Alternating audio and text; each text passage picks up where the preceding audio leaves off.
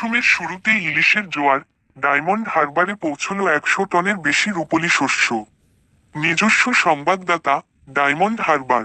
অবশেষে সপ্তাহের শেষে রাজ্যের বাজারে পৌঁছতে শুরু করেছে মরশুমের প্রথম বড় চালানোর ইলিশ। বেশ বড় আকারের ইলিশে ভরে উঠেছে ডায়মন্ড হারবারের নগেন্দ্র বাজার।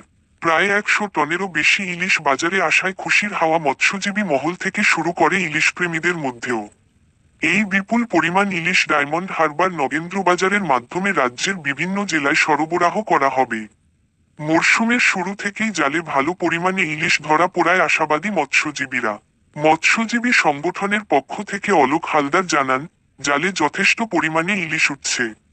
নামখানা, কাকদ্বীপ, রায়দিঘি সহ উপকূলের বিভিন্ন এলাকা থেকে ডায়মন্ড হারবারে ইতিমধ্যেই 100 টনেরও বেশি ইলিশ এসেছে।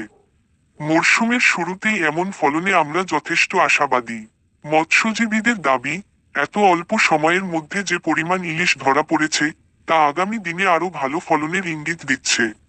তাদের আশা, পরবর্তী ট্রিপগুলিতে আরও বেশি পরিমাণে ইলিশ ধরা পড়বে এবং খুব শীঘ্রই রাজ্যের বাজার রূপলি শস্যে ছেয়ে যাবে।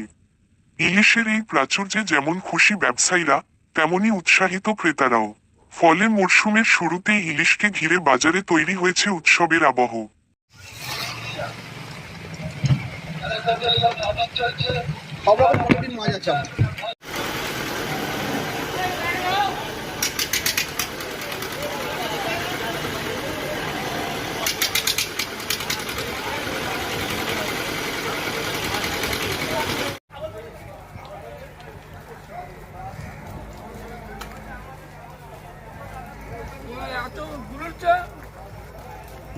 चलो काका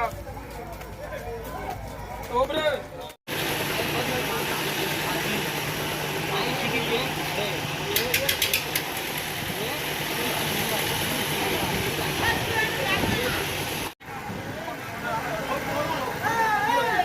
রামের হাতে বলছে রামের হাতে আমি মাছ দিচ্ছি, পয়সা নগদ দিতে হবে আমার।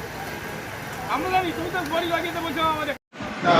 আমাদের সর্বসাফল্য সব জায়গায় কাকদ্বীপ, নামখানা, রায়দিঘি সব মিলে মোটামুটি 100 টন মতন ইলিশ দেখা দিয়েছে।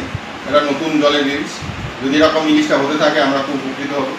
এর সঙ্গে টলির মাছটাও পর্যাপ্ত দেখা দিয়েছে। মৎস্যজীবীদের একটা খুশির হাওয়া দেখা যাচ্ছে। হ্যাঁ, এই ফার্স্ট ট্রিপ 6 তারিখে জামাই ষষ্ঠী, আমাদের ফার্স্ট ট্রিপ আমাদের 1 তারিখে ফিশিং শুরু হয়েছিল। এর মধ্যে ইলিশটা মোটামুটি দেখা দিচ্ছে। এভাবে ইলিশ থাকতে পারলে দামও পর্যাপ্ত আছে। এইভাবে যদি থাকতে পারে তাহলে আমাদের উপকৃত হবে। আবহাওয়া দুদিন খারাপ হাওয়া, আমাদের আবহাওয়া দপ্তর থেকে খবর আছে। সেরকম কোনো ভয়াবহ